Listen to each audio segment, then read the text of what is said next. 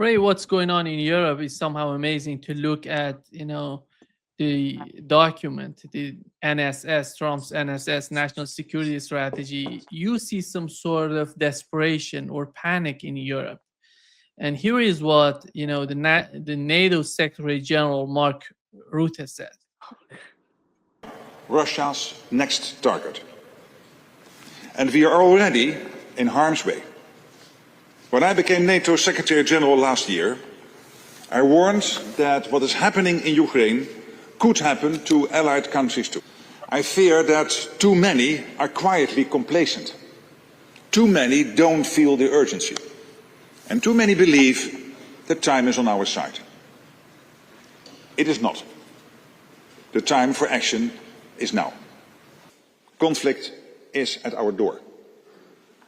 Russia has brought war back to Europe. And we must be prepared for the scale of war our grandparents and great-grandparents endured. Imagine it. A conflict reaching every home.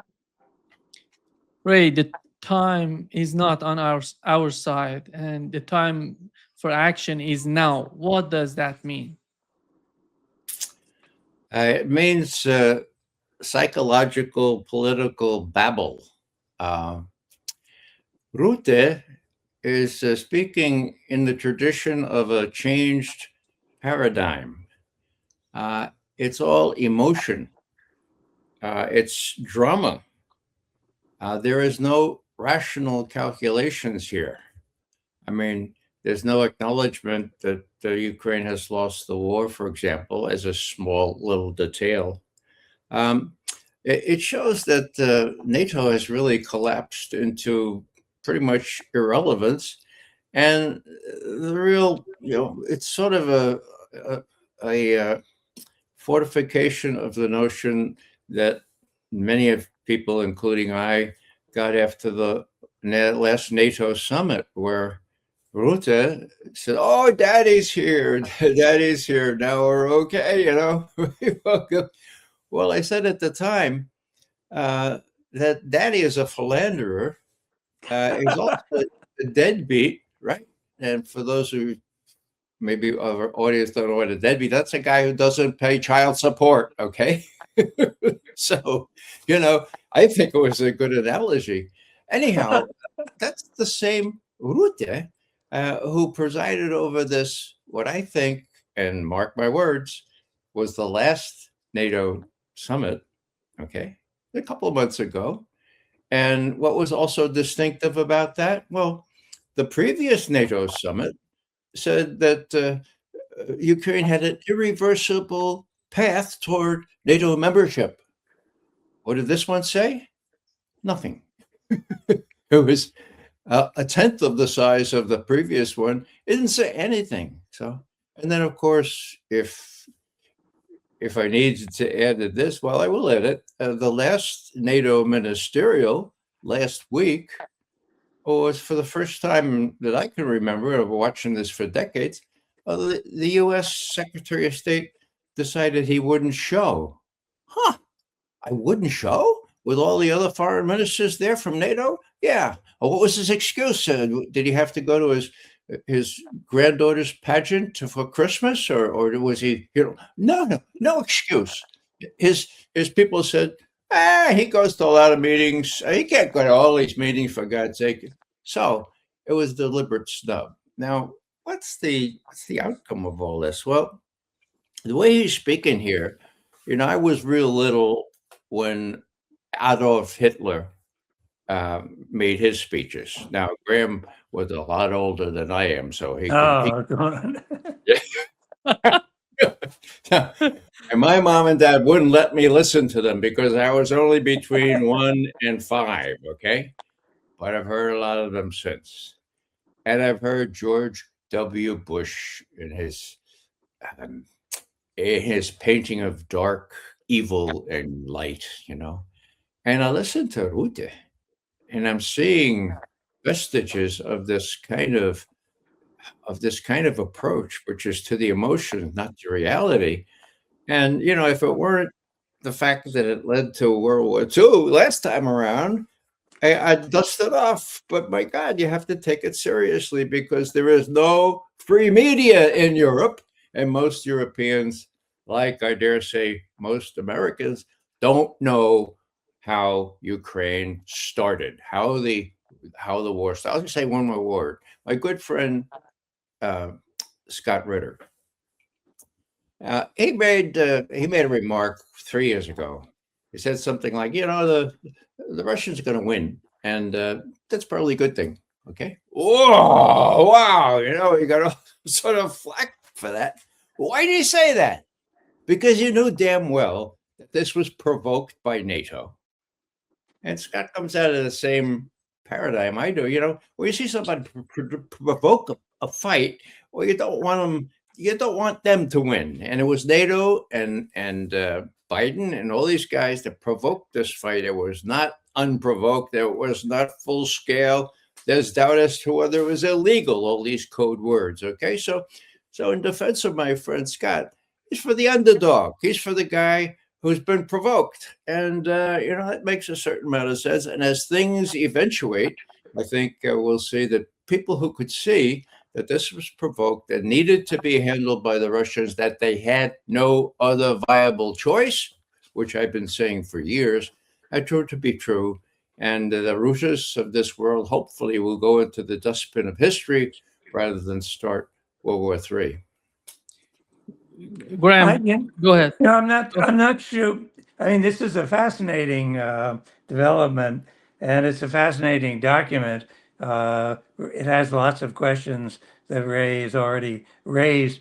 I frankly am not sure that this document or the concepts in it are going to survive or last very long. They might, but it seems to me very difficult to take the world's largest superpower and turn it around like a super tanker overnight with a change of ideology, telling Congress to rethink everything that it's ever thought, who our friends are, who are our enemies, where are we going to go, telling the military industrial complex, telling the Europeans. It just seems to me too fast, too difficult, and not well enough thought out to survive for very long in its present forms. I don't want to say there aren't virtues in coming back to Latin America, but there are many other very important parts of the world.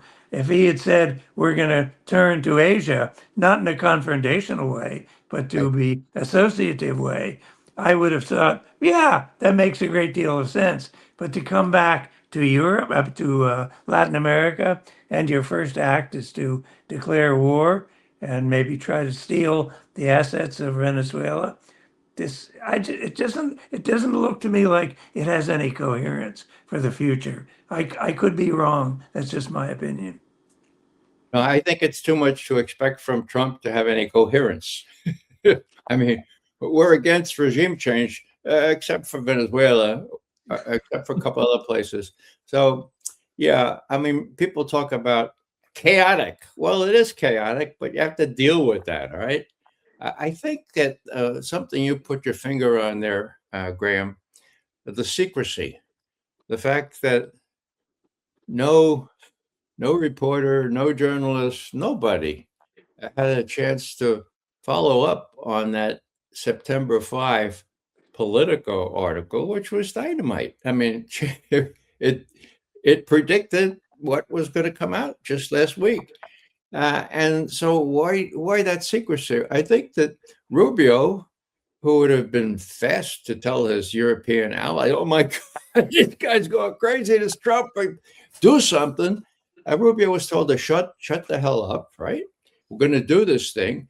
And then Rubio's people probably weren't involved there. It would have been his speechwriters.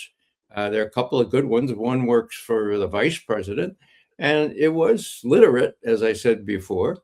At least, it's inconsistent, but it was read really much better than anything Trump could say.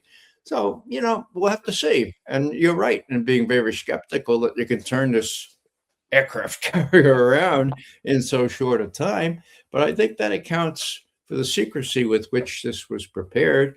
and the fact that even the favorite journalists were shut out of this, Yeah. and Rubio and Kellogg and the others couldn't leak this stuff because either they didn't know about it or they were enjoined not to. My guess. Graham, my understanding of the documents, national security strategy documents, is that these are the policies of the administrations. And if we compare the Trump one and to the Biden's one, somehow it seems to me that the document under the Biden administration was much connected to the establishment than the Trump's one. Here comes the question: how long does it take, for them to just remove it from the policies, foreign policy of the United States? That's why I really think that, after, 3 years, we're gonna see if we have a Democrat in power in Washington, they're gonna bring the same thing that as we saw with the Biden administration. Yeah, I think that's a very distinct possibility. I mean, it's a very common phrase that I've used, and probably both of you and others, that you never know what Trump is thinking, and he probably represents the views of the last person that he spoke to. So I'm astonished. I would not have predicted that Trump could come out, sign on to, and live with a document that is so challenging to everything that he's ever said. And I wouldn't be surprised if he repudiated it tomorrow, except it's very difficult to do so. But it just, nothing seems to cohere for me very well. And the Pentagon didn't say boo about any of this. Massive implications. As I said, most important document since the collapse of the Soviet Union. In terms of national strategies. So anyway, I'm just still deeply perplexed and uncertain as to what it all means in the end. Yeah. Yeah. They can't get an auto pen to make that signature. Okay, this is the one underneath the strategy. Yeah, it's going to be difficult for him to zigzag on this anytime soon. But my guess is that after Kellogg and Rubio and the others told him that Ukraine was going to win, that the Russians' economy was going to fall apart, that the Russians are losing, tens of thousands of people every week, finally somebody said, maybe it was Tulsi Gabbard.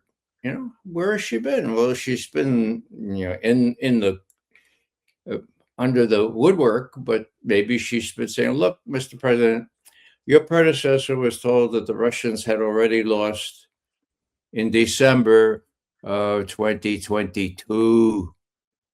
And then again in July of 2023. Now the Russians have won. Grab a hold of that, Mr. President. And your predecessor was told that China is not going to be a major factor on my watch.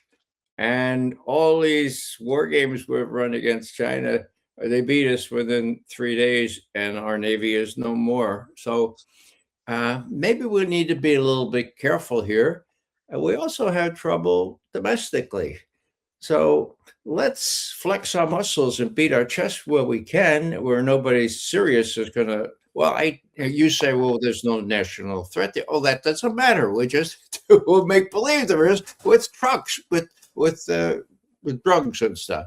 And bear in mind, Mr. President, we don't know what's going to happen this November. I mean, already there are all kinds of leftist influenced demonstrators out there. They don't like a lot of our policies. They really don't like some of our Israeli policies. So, it'd be good not to have so many troops in Europe or Asia. Maybe we ought to bring some closer to home, just in case they're needed to put down insurrection in our own country. That's the way that first leaked guidance read. I dare say it's probably still in there, just in a secret codicil. Well, it's a good argument, Ray. Interesting.